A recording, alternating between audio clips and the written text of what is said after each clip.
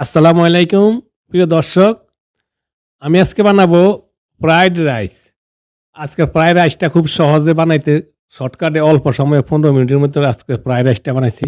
এই ফ্রাইড রাইসটা ছোট বড় সকলেরই পছন্দ, মজাদার ফ্রাইড রাইস। চলুন শুরু করা যাক।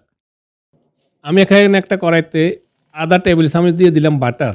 তারপরে বাটারটাকে একটু আমি গলিয়ে নিলাম। তারপরে দিয়ে দিব দুইটা ডিম আমি ফেটে নিয়েছি। ডিম দুটোকে ভাজি করে নিব। প্রিয় দর্শক, ছোট একটা রেসিপি, আশা করি পুরো রেসিপিটা দেখবেন। এবার আমি ডিমগুলো একটা প্লেটে উঠিয়ে নিলাম। সেম কড়াইতে আবার দিয়ে দিলাম 1 টেবিল চামচ বাটার। আবারও বাটারটাকে আমি একটু গলিয়ে নিব। বাটারটা গলানোর পরে আমি দিয়ে দিলাম 2টা ক্যারট কুচি, আধা কাপ মটরশুঁটি, একটা পেঁয়াজ আর 3 গোছ রসুন কুচি। তারপরে দিয়ে দিলাম একটু লবণের সেটা আর গোলমরিচের সেটা।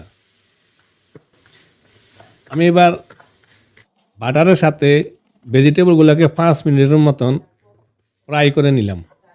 ফ্রাই করা হয়ে গেছে। আমি এবার দিয়ে দিলাম 1 টেবিল চামচ বাটার।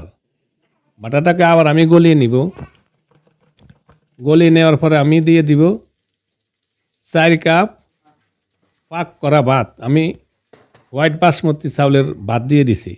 তারপরে দিয়ে দিলাম 3 টেবিল চামচ সয় সস আর 2 চা চামচ অয়েস্টার সস।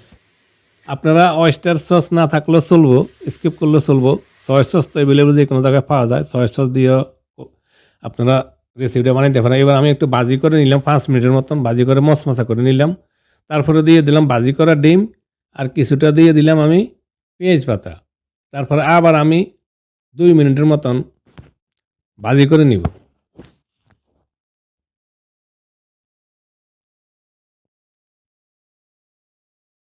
এবার আমি দিয়ে দিব 2 চা চামচের মতন তিলের তেল। এবার আবার আমি ভালো করে একটু লাড়াচাড়া দিয়ে চাউলগুলোকে ভাজি করে নিব। আমার ফ্রাইড রাইস হয়ে গেছে। প্রিয় দর্শক, শর্টকাটে কম সময়ে ছোট্ট একটা রেসিপি। আশা করি আপনাদের রেসিপিটা উপকার আসবে, আপনাদের রেসিপিটা পছন্দ হবে। যদি পছন্দ হয় প্লিজ আমার চ্যানেলটা সাবস্ক্রাইব করে আমার সাথে থাকুন আর লাইক, কমেন্ট এবং শেয়ার করবেন। ধন্যবাদ সবাইকে। ভালো থাকুন, সুস্থ থাকুন। আল্লাহ হাফেজ।